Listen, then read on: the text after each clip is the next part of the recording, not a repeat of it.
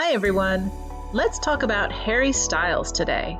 He's been known to wear dresses and sing songs about female orgasms, but I actually think he's still one of the most kid-friendly singers out there. Don't believe me? Stay tuned. If you're new here, at OK for Kids, I review games, shows, singers, and more to see if they're okay for your kids. We'll cover any concerns you might have around profanity, sex, violence, and more.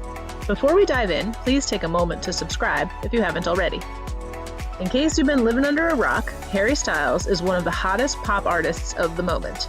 Getting his start on the X Factor, he's won everything from Grammys to Brit Awards to Kids' Choice Awards. So let's see if this megastar is okay for your kids and what parents should be aware of. We'll start here with the cost rating. Now, as with most singers, you can consume this music for free or low cost. But I do want to add that Harry has a beauty and clothing line called Pleasing. Taking a look at this site, this appears to be a plain blue t-shirt for $60, and a pair of socks is $20, as well as a bottle of nail polish. I don't know about you guys, but I don't spend $60 on a plain t-shirt, but that's just me. Adding to that the cost of concert tickets, I'll set this to medium. We can basically skip violence.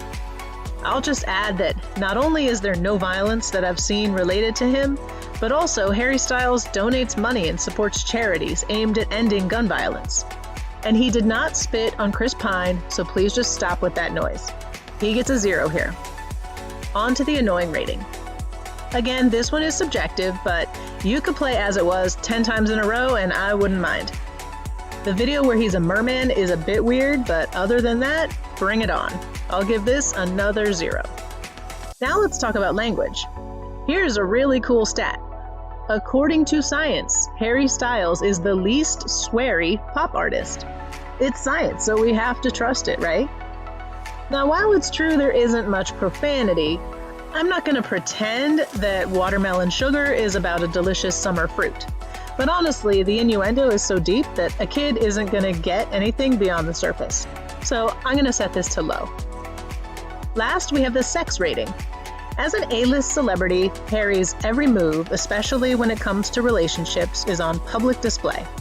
He recently ended a long-term relationship, but I didn't really see anything inappropriate even in the gossip rags about their relationship. I have no idea if he started dating Olivia Wilde before or after she left her previous relationship, but that's really none of my business. The bigger story in the media is often what Harry chooses to wear. While he's never made any public statement about his sexuality or gender identity, he's shown up to several events and photo shoots in traditionally female clothing. Some people are really up in arms about this. I think more people need to understand that dresses are way cuter and more comfortable than pants, but that's just me. He can and should wear whatever he wants, just as your kids can and should wear whatever they want. I think he's a fantastic role model from this perspective. I was about to move on from his public persona when I came across this Gucci ad. I don't know what marketing person thought it would be a good idea to pose with a child's mattress, but let me be clear, that was not a good idea. I don't know how much say he actually had in this, but I wish he had refused to be a part of it, because it's in very poor taste. I should of course also talk about the sexual content in his music.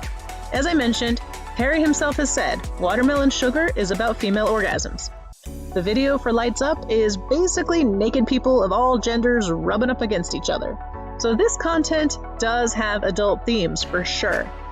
But as I've said before, once you get past things like Kids Bop, everything will have adult themes in one way or another. I think this is still relatively tame, so I'm going to set it between a low and a medium. Well, let's see where we ended up. It's tricky when you open the door to popular music for your kids. But it's fun too. I love that my kids like some of the same songs I do, and Harry Styles is included on that list. While his songs are not without sexual innuendo, he seems to be an all-around wholesome guy who's free from scandal and not trying to be raunchy or profane. In my opinion, this music is okay for ages 7 and up.